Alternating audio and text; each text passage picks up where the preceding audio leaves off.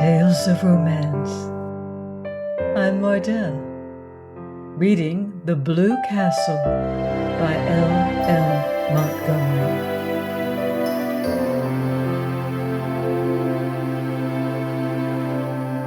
Chapter 40. Valancy paused a moment on the porch of the brick house in Elm Street. She felt that she ought to knock like a stranger. Her rose bush, she idly noticed, was loaded with buds. The rubber plant stood beside the prim door.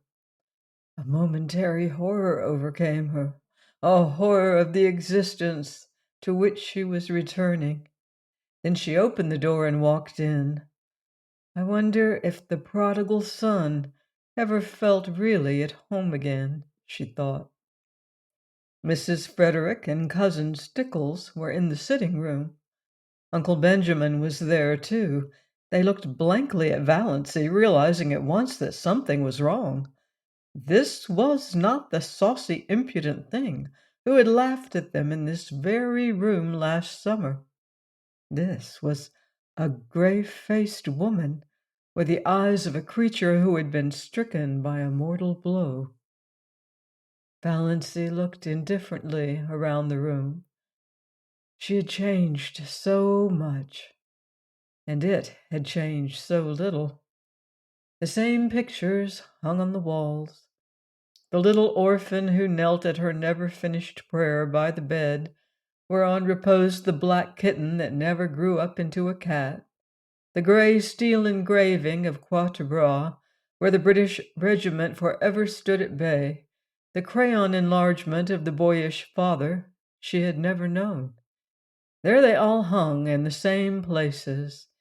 The green cascade of Wandering Jew still tumbled out of the old granite saucepan on the window stand. The same elaborate, never-used pitcher stood at the same angle on the sideboard shelf. The blue and gilt vases that had been among her mother's wedding presents still primly adorned the mantelpiece, flanking the china clock of berosed and besprayed ware that never went. The chairs in exactly the same places. Her mother and Cousin Stickles likewise unchanged, regarding her with stony unwelcome. Valancy had to speak first. "I've come home, Mother," she said tiredly. "So I see." Mrs. Frederick's voice was very icy. She had resigned herself to Valancy's desertion. She had almost succeeded in forgetting there was a Valancy. She had rearranged and organized her systematic life without any reference to an ungrateful, rebellious child. She had taken her place again in a society which ignored the fact that she had ever had a daughter, and pitied her, if it pitied her at all, only in discreet whispers and asides.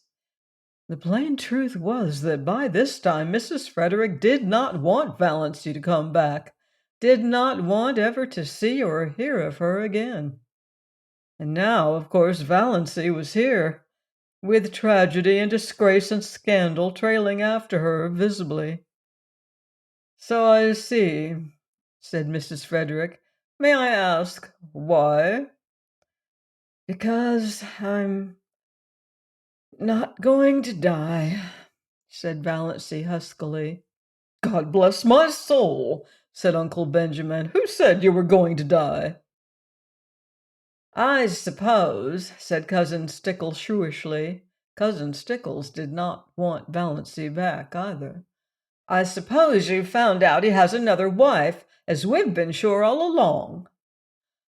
"No, I only wish he had," said Valancy. She was not suffering particularly, but she was very tired. If only the explanations were all over, and she were upstairs in her old ugly room, alone, just alone. The rattle of beads on her mother's sleeves as they swung on the arms of the reed chair almost drove her crazy. Nothing else was worrying her, but all at once it seemed that she simply could not endure that thin, insistent rattle. "My home, as I told you, is always open to you," said Mrs. Frederick stonily, "but I can never forgive you." Valancy gave a mirthless laugh. "I'd care very little for that if I could only forgive myself," she said. "Come, come," said Uncle Benjamin testily, but rather enjoying himself. He felt he had Valancy under his thumb again. "Oh, we've had enough of mystery. What has happened? Why have you left that fellow? No doubt there's reason enough, but what particular reason is it?" Valancy began to speak mechanically.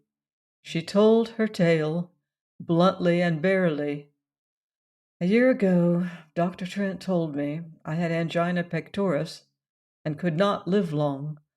I wanted to have some life before I died. That's why I went away, why I married Barney, and now I've found it is all a mistake. There's nothing wrong with my heart. I've got to live. And Barney only married me out of pity. So I have to leave him free."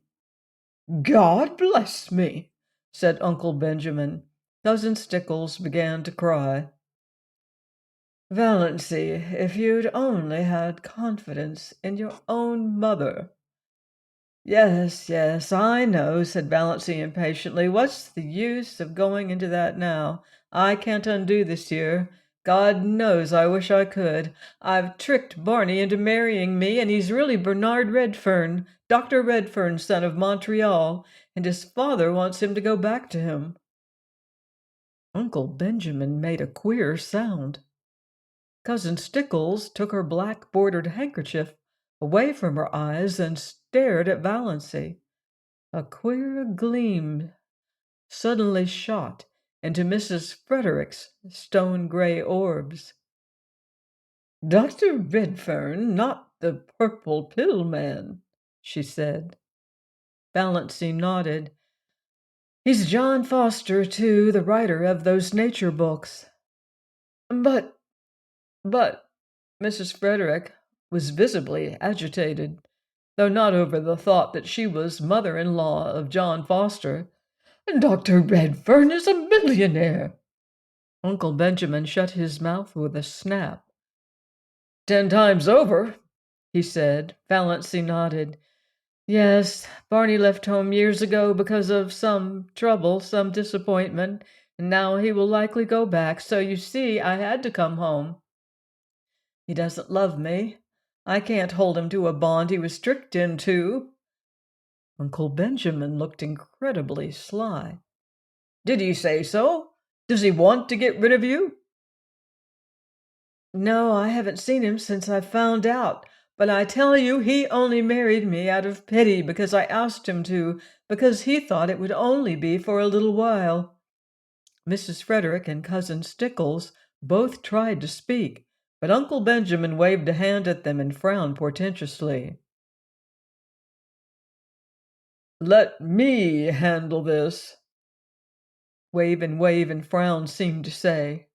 To Valancy, "Well, well, dear, we'll talk it over later. You see, we don't quite understand everything yet. As Cousin Stickles says, you should have confided in us before. Later on, I dare say we can find a way out of this."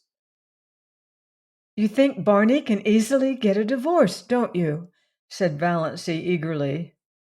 Uncle Benjamin silenced with another wave the exclamation of horror he knew was trembling on Mrs. Frederick's lips.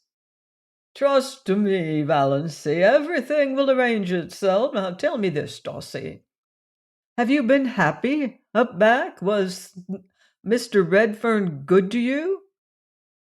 "I've been very happy, and Barney was very good to me," said Valancy, as if reciting a lesson. She remembered when she studied grammar at school she had disliked the past and perfect tenses. They had always seemed so pathetic. "I have been. It was all over and done with." "Then don't worry, little girl." How amazingly paternal Uncle Benjamin was. "Your family will stand behind you. We'll see what can be done." "Thank you." said Valancy dully. Really, it was quite decent of Uncle Benjamin. Can I go and lie down a little while? I'm tired. Of course you're tired. Uncle Benjamin patted her hand gently, very gently. All worn out and nervous. Go and lie down by all means. You'll see things quite in a different light after you've had a good sleep. He held the door open. As she went through, he whispered, What is the best way to keep a man's love? Valancy smiled wanly, but she had come back to the old life, the old shackles. What? She asked as meekly as of yore. Not to return it, said Uncle Benjamin with a chuckle. He shut the door and rubbed his hands, nodded and smiled mysteriously round the room. Poor little dolls, he said pathetically. Do you really suppose that Snaith can actually be Dr. Redfern's son? Gasped Mrs. Frederick. I see no reason for doubting it. She says Dr. Redfern has been there. Why, the man is rich as a wedding cake. Amelia, I've always believed there was more in Doss than most people thought. You kept her down too much, repressed her. She never had a chance to show what was in her. And now she's landed a millionaire for a husband. But, hesitated Mrs. Frederick, they told terrible tales about him. All gossip and invention, all gossip and invention. It's always been a mystery to me why people should be so ready to invent and circulate slanders about other people they know absolutely nothing about. I can't understand why you paid so much attention to gossip and surmise. Just because he didn't choose to mix up with everybody, people resented it. I was surprised to find what a decent fellow he seemed to be that time he came into the store with Valancy. I discounted all the yarns there and then. But he was seen dead drunk in Port Lawrence once, said Cousin Stickles, doubtfully, yet as one very willing to be convinced to the contrary. Who saw him? Demanded Uncle Benjamin truculently. Who saw him? Old Jemmy Strang said he saw him. I wouldn't take old Jemmy Strang's word on oath. He's too drunk himself half the time to see straight. He said he saw him lying drunk on a bench in the park. Pshaw! Redfern's been asleep there. Now don't worry over that. But his clothes, and that awful old car, said Mrs. Frederick uncertainly. Eccentricities of genius, declared Uncle Benjamin. You heard Doss say he was John Foster. I'm not up in literature myself, but I heard a lecturer from Toronto say that John Foster's books had put Canada on the literary map of the world. I suppose we must forgive her, yielded Mrs. Frederick. Forgive her? Uncle Benjamin snorted. Really? Amelia was an incredibly stupid woman. No wonder poor Doss had gone sick and tired of living with her. Well, yes, I think you'd better forgive her. The question is, will Snaith forgive us? What if she persists in leaving him? You've no idea how stubborn she can be, said Mrs. Frederick. Leave it all to me, Amelia. Leave it all to me. You women have muddled it enough. This whole affair has been bungled from start to finish. If you had put yourself to a little trouble years ago, Amelia, she would not have bolted over the traces as she did. Just let her alone. Don't worry her with advice or questions till she's ready to talk. She's evidently run away in a panic because she's afraid he'd be angry with her for fooling him. Most extraordinary thing of Trent to tell her such a yarn. Oh, that's what comes of going to strange doctors. Well, we mustn't blame her too harshly, poor child. Redfern will come after her.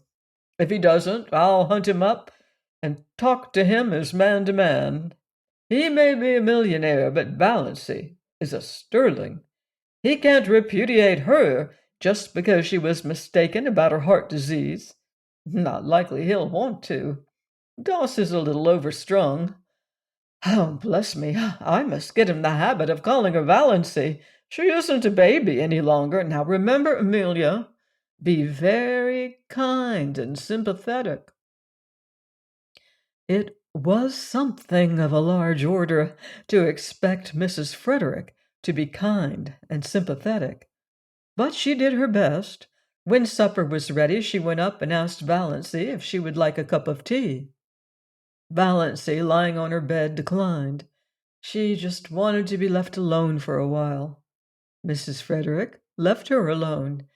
She did not even remind Valancy that her plight was the outcome of her own lack of daughterly respect and obedience. One could not exactly say things like that to the daughter-in-law of a millionaire. Please join me next time for another romantic chapter of The Blue Castle by L.M. Montgomery, here on Love's Tender Flame. Until then, love deeply and live beautifully.